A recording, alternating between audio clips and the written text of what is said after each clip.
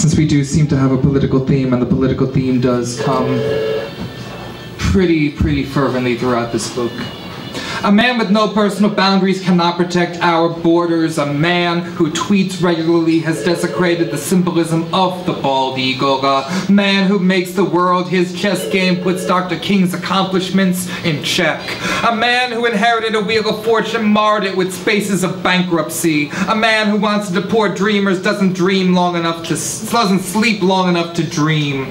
A man who is embraced by white supremacists simply calls them people who got him elected. A man who wants to see walls built was clearly asleep when Berlin became one. A man who opposes the rights of transgender Americans brags about violating the rights of women everywhere. A man who claims the media is fake has been called out on every single lie. A man who calls his colleagues crazy has zero grip on reality.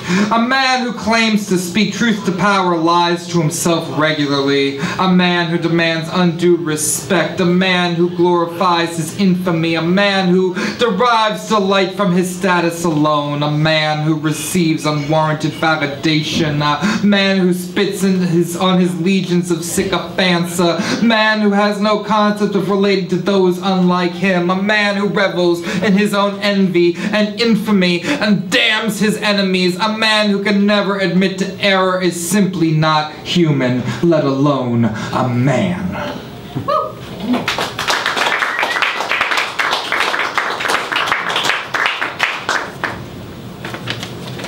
The Seven. We were 7 kids housed within bricks and bushes on Manor Road. We were a congregation and a sanctuary protecting our innocence and our dogs. Rest in peace, Red and Spock. We had Congregation B'nai Jeshurun on Martling Avenue and the Knights of Columbus on Main Avenue. We were aware that the hidden binder in 4-star video contained pornography. We were raised on penny candy, nickel arcades, dime bags, quarter drinks, and dollar sundaes at the Fill Your Belly Deli. We knew the value of a $50. We shared our space with soldiers protecting their tanks and weapons at the Staten Island Armory. We were brothers and sisters sitting on the porch in the summer. We were raised by each other's parents. We were the residents of a cardboard clubhouse. We were dwellers of basements leading to a communal garage. We were comforted by bricks. We were within a facade of rose bushes planted from days of yore. We were illuminated every 4th of July by bottle rockets, fireworks, sparklers, and Roman candles. We were outdone by the fireworks displays across the street. We were the guardians of the lightning bugs in the summer night. We grew up with Billy Joel, Bonnie Tyler, John Lennon, let me get that list together again. Just so that you guys know like what I put on my playlists. Jessica knows. We grew up with Billy Joel, Bonnie Tyler, John Lennon, Cyndi Lauper, Michael Jackson, Madonna, Whitney Houston, and the Police blasting on boomboxes and rotating on record players. We didn't need Ralph's Italian Ices when we had cups of Merinos in the counter freezer. We found solace in an Atari 2600 and a Commodore 64. We were one of the few clans who owned the ColecoVision Atom computer. We remember the greats: Space Invaders, Asteroids, Missile Command, Buck Rogers, Q-Bert, Burger Time, Galaga, Tetris, and every incarnation of Pac-Man. We remembered when AOL was Q-Link. We were too poor for MTV, but we had the box instead. Music, television, you controlled. We were really glad they made the Children's Aid Society. We watched Steampipe Alley on Channel 9 and knew the name Mario Cantone before Sex and the City. We wondered if Teddy Ruxpin would sing along to Judas Priest. We had no idea how many light bright pegs were missing around our house. We knew how to play outside. We planted tomato gardens and swam in an inflatable wading pool. We chewed bazooka gum and collected the comic strips. We felt the bubbles sting the insides of our noses when we drank Coca-Cola Classic. We remembered how Doritos were sharp enough to open an envelope. We were too young to remember the guy who stole a tank from the armory, true story, but we are too old to turn back now. We were the 7. We were Jack, Nadine, Jesse, Alex, Laurelena, and Mitchell. Rest in peace, Mitchell. We were the 7 who were never rich in our wallets, but we were the 7 who won the jackpot. Last one that I'm going to do is in the book, and it's called Social Security.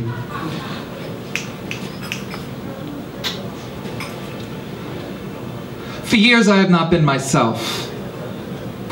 Unstable, moody, and uncontrollably depressed.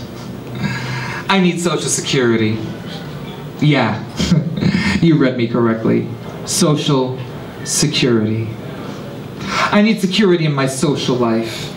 Too many days pass and I know not where to turn, so I need to apply myself to find the security I need for a better state of well-being.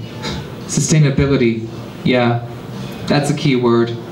Sustenance for a social life beyond the superficial, maybe not an inner circle, just a diameter, where we can find the middle ground, meeting halfway by writing down these chords. Social security. Yeah, that would be nice. Offer my digits and pray for benefits. Not the numbers which identify me, but the kind which appear on the caller ID. Social Security is crucial for a support network, is what really helps us survive. We all need Social Security. We need to actively and retroactively understand one another. I need to know if you are hearing me. I need to know if I am emotionally appealing to you. I need assurance, far more than insurance. Social Security provides health benefits, and I guarantee you I have no pre-existing disabilities. It's my abilities which pre-existed, currently exist, and will continue existing. The only thing about me that's disabled is the switch which enables me to care too much about other people's opinions, place excess importance on how I am perceived, and not nearly enough on love. Social Security is unconditional. I need it. I want it. I deserve it. But damn it, don't we all? Thank you. I am really grateful to every single face who has graced this room, past, present, and hopefully future faces that will come along and grace us with their presence.